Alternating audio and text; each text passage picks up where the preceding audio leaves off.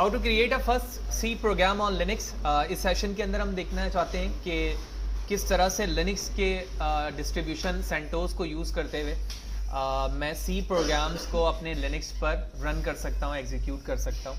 तो कुछ रिक्वायरमेंट है। सबसे पहले तो हमारे पास एक टेक्स्ट एडिटर होना चाहिए, कंपाइलर होना चाहिए और सी स्टैंडर्ड लाइब्रेरी होनी चाहिए। फॉर एग्जांपल अगर मैं बात करूँ डेफ पे, अगर मैं कोड करना चाह रहा हूँ तो वो डिफ़ॉल्ट तौर पे ये तीनों चीज़ें हमें प्रोवाइड करता है, जिसके बिहाफ पे हम प्रोग्राम को रन करते हैं तो वो चीज़ रन हो जाती है। फॉर एग्जांपल इस वक्त मैं डेफ पर मौजूद हूँ जो कि सी स्टैंडर्ड है, ठीक है। इस पर मैंने एक कोड लिखा हुआ है और इसके बिहाफ पर अगर मैं इसे रन करता हूँ तो वो कंपाइल होता है। कंपाइल होने के बाद अकॉर्डिंग टू द लॉजिक हमारा आउटपुट डिस्प्ले हो जाता है, जो कि यहाँ पर डिस्प्ले होकर आ रहा है। तो इसी लॉजिक के बिहाफ पर प्रोग्राम को अगर मैं रन करना चाहता हूं तो इसके लिए ये तीन बेसिक चीज़ों की ज़रूरत है। टेक्स्ट एडिटर की बात करें तो यहाँ पर टेक्स्ट एडिटर कुछ ये है कि VI के ज़रिए से भी आप लिनक्स के अंदर फाइल क्रिएट कर सकते हैं, ठीक है। इसके अलावा केडेट है, ठीक है, गेडेट है और इमैक्स है। ये तमाम टेक्स्ट एडिटर्स हैं जिसके ज़रिए आप अपने कोड को लिखेंगे। Compiler, an excellent C compiler is included in the GNU, ठीक है, one of the most important component of the modern Linux distribution. ये कंपाइलर आपकी मशीन पर मौजूद होता है। आप इसको देखने के लिए अगर मैं फर्दर आगे जाऊँ तो यहाँ पर ये दिखाया भी जा रहा है कि आप VI प्रेस करेंगे तो इसके ज़रिए से आप टेस्टिंग कर सकते हैं कि कंपोनेंट्स ऑफ सी लिनक्स, सी से रिलेटेड जो कंपोनेंट है वो आपकी मशीन पर किस फॉर्म में मौजूद है या नहीं है। तो आप देख रहे हैं VI प्रेस करने के बाद आपको इस तरह से एक UI मिलेगा जो कि इसके वर्जन्स को और फर्दर डिस्क्रिप्शन यहाँ पर बता रहा है, ठीक है।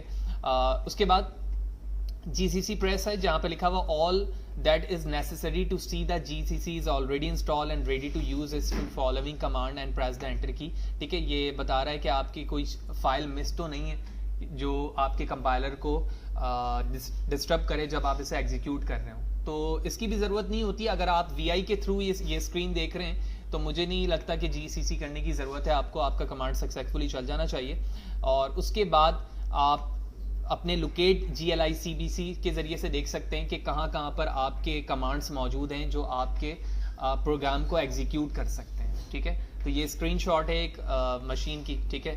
ये तमाम चीज़ें आप देखने के बाद लोकेट GLIBC के ज़रिए से देख सकते हैं, ठीक है। एंड देन फाइनली आप GI के ज़रिए से कमांड मशीन पर कोड करें और उसके बाद आप उसे रन कर सकते हैं, ठीक है। रन करने के लिए क्या करना होता है, फॉर एग्जांपल सबसे पहले आप अपने लिनक्स की मशीन पर आके डेस्कटॉप पर एक फाइल बना लें .c एक्सटेंशन के साथ। उसके बाद आप उस पर जो कोड करना चाहते हैं वो कोड करें और कोड करने के बाद आप उसे रन करें। रन करने का तरीका यहाँ पर इस तरह से बताया जा रहा है। ये तो हार्ड कोडेड मशीन पर है जो हम प्रीवियस सेशन पे भी देख चुके हैं कि आप VI के ज़रिए से VI लिखकर एंटर करें, उसके बाद I प्रेस करने के बाद कोड लिखते हैं, फिर एस्केप प्रेस करते हैं, :WQ से बाहर आ जाते हैं, ठीक है, जो हमने प्रीवियस सेशन पे देखा है। तो फाइनली रन करने का तरीका ये है कि अगर आपकी फाइल का नाम है basic.c तो आप सबसे पहले लिखते हैं cc basic-c-o basic एंटर और उसके बाद / फाइल का नाम, तो वो प्रोग्राम या वो फाइल आपकी क्या हो जाती है, रन हो जाती है। तो लेट्स सी।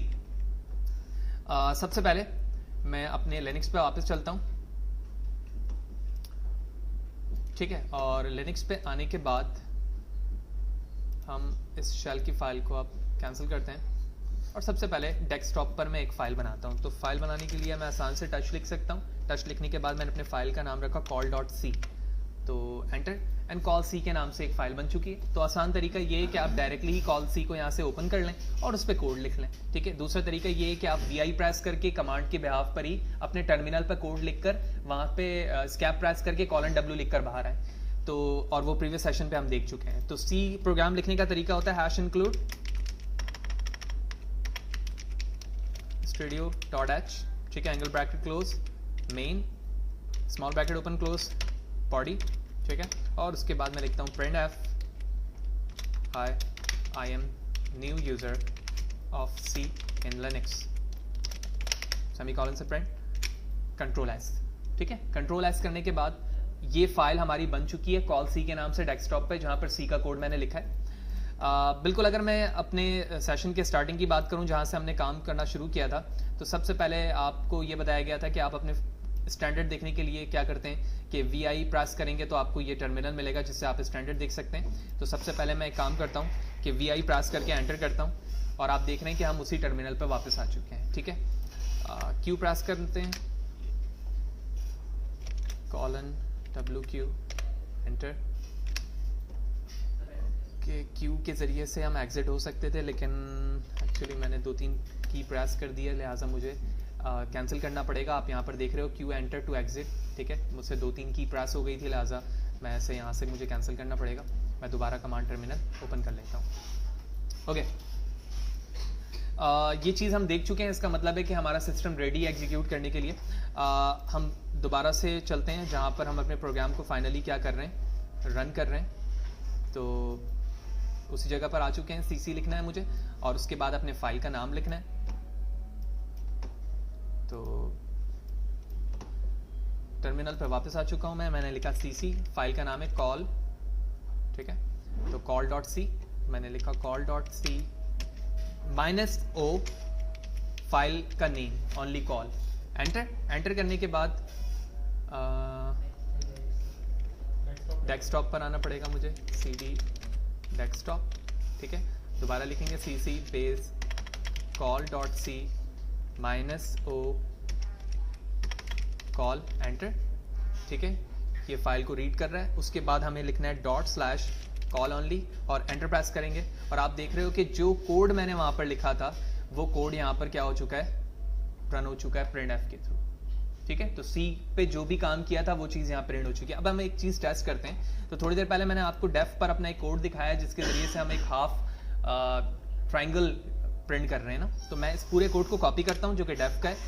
करने के बाद मैं अपने दोबारा शेल पर वापस आता हूँ और इससे इसको रिप्लेस कर सकता हूँ, बिल्कुल कर सकता हूँ, क्योंकि ये कोड बिल्कुल किसके लॉजिक का है, C का है। कंट्रोल S करता हूँ, दोबारा चलता हूँ टर्मिनल पर और एरो की यूज़ करते हुए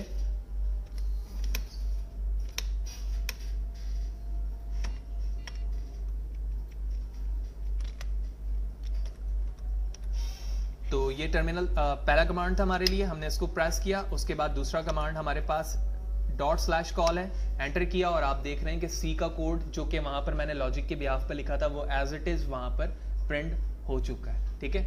इसी तरह इफ की condition, if family, while loop, array, so on so fourth, जो भी आप C के अंदर कोड करते हैं आप लिनक्स के अंदर इस बिहाफ पर आकर अपने तमाम चीज़ों को हैंडल कर सकते हैं। तो इस सेशन पे हमने सबसे पहले ये देखा कि हम किस तरह से C के कोड को रन करते हैं, ठीक है।